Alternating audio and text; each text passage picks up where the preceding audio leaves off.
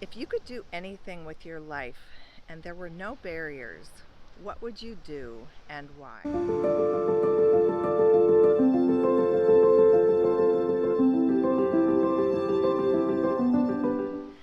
That's a question that a lot of us don't allow ourselves to ask because we're caught up in the life that we're living, that we started out with in our earlier years. And life is like a spider web. The further we go, the stickier it gets to get out of, or to backtrack, or to shift direction. So I encourage you today to ask yourself, how did you get where you are doing what you're doing with your life? And are you doing what you feel you're meant to be doing? So I think if we ask ourselves, if there were no barriers and I could do anything I wanted in life, what would I do and why? So I think the question of why is a really good question for us to ask ourselves. Like, why did we choose the path that we're on? Why are we staying in a role or in a situation if it's not serving us? And give yourself permission to dream.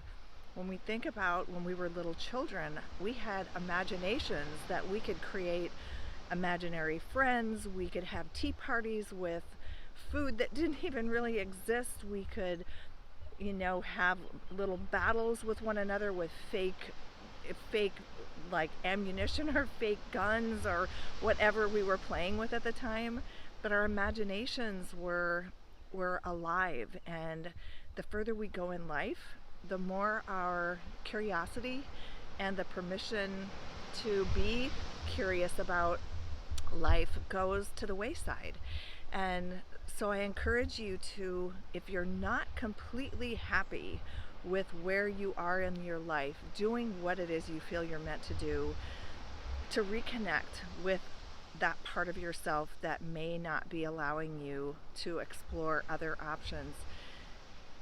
Our ego is going to step in as soon as we ask ourselves, if I could do anything with my life, what would I do and why?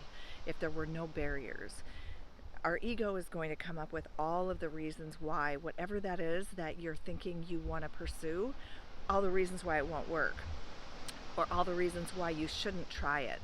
And if you think about it's trying things and doing new things is what keeps us active and alive and really engaged with life as humans. We are meant to be creators. We're meant to create things, create our reality, create new experiences. And when we get in a rut, or we stop believing that we can pursue that thing that we want to pursue, it could be you want to be a public speaker, or you want to write a book, or launch a podcast, start a podcast, or start an online store, or do any of the things that you might be wanting to do.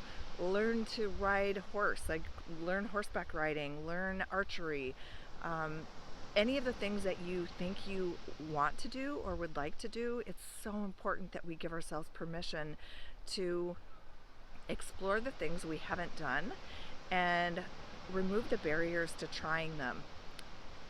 The other things that I think it's important that we think about is when we look at how we got started in life and how did we wind up on the path that we're on, how did the people around you influence you? Who was it that influenced your decision to go in whatever direction you've chosen to go, whatever profession you're in? Was it your inner knowing, your inner heart, and your knowing inside that guided you in the direction that you have chosen to go? Or were there other people that were influencing you, whether it's family or friends, or could even be a school advisor that may have influenced you? Part of what we believe is possible for ourselves is based on what we've been told or what we've heard from the people around us. And we can get swayed off of the path that we're meant to go down by listening to other people's opinions or taking the advice of others who aren't living our lives. Because the reality is we're responsible for our lives. No one else is living our life but us. And our happiness is determined by us. No one else makes us happy or makes us sad. It's a choice within ourselves that we're going to either have a life that we love, live a life that we love, or find excuses or reasons why we're not pursuing what it is that we were meant to do as we came on this earth. You know, I will say my own experience, I started out in one direction, and I did get swayed by friends at the time, and people that I knew in college, and I've ultimately gone the direction later in life that was intended, kind of weaving together what I really wanted to do with the direction I ultimately wound up going. And there's a divine purpose for all of our actions and everything that we choose to do. It ultimately comes around for our best in the end. And so, as I say, when you think about what is it that you would do if there were no barriers and you could do anything you wanted, what would you do and why? And again, I'll say, take a sheet of paper, take a notebook, and write down those things that were on your heart, maybe, in your late teens or in your early 20s. What were those things that you want to do or wanted to do? And pull them up into your current awareness, because you can still do anything. If you look at Louise Hay, she started her Hay House Publishing when she was in her 60s. And there are many people that I could go down a list of people who have done things after they had gone down a different path in their life. So I encourage you, stay connected with your heart and stay true to what it is that you felt like and feel like you want to do. Give yourself permission to be creative and to go within and connect with what would you do if there were no barriers and you could do anything with your life that you wanted to do. What would you do?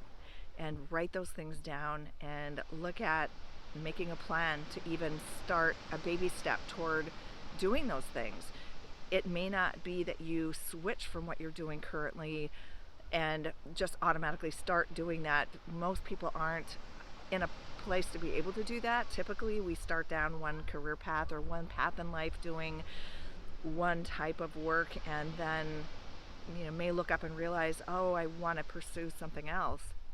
But you can pursue things in your downtime or even as a hobby. For example, you may have dogs as a passion, or cats, or animals, or seniors, and you can give of your time to help others. It can be an animal or a person, it doesn't matter. Maybe you love plants and you would love to be out in nature more. I'm out here in nature. It's so beautiful here. I'm gonna turn around. We'll see if we can do the sunset in the back, as I sometimes will do. It is so beautiful here today. And I just encourage you to stay connected with what you truly want to do with your life, and perhaps what you wanted to do when you were younger. And don't lose your dreams. Stay connected with what you were excited about when you were younger, and then what new things are inspiring you now. At this point in your life, what other things do you want to do? What would you do if there were no barriers and you could do whatever you wanted with your life? Give yourself that permission to go within, and you may even want to put on meditation music and just sit quietly and ask for your guides to give you insight. You have guardian angels, all of us do. Ask for insight, ask for wisdom, and jot down what comes to you, because you can do and be any of those dreams that you have had earlier in your life, or that you still have. You can still pursue them. So I'm here wishing you all the best, sending you love and light, and stay connected with your heart so you can live your most authentic life. When we're disconnected from our heart, we're on autopilot. And that is why I think I'm so committed to helping create space for us all to make sure we're connected with our heart and doing the things that we're meant to do, and not missing out on a life we're meant to live. So sending you love and light, and until next time.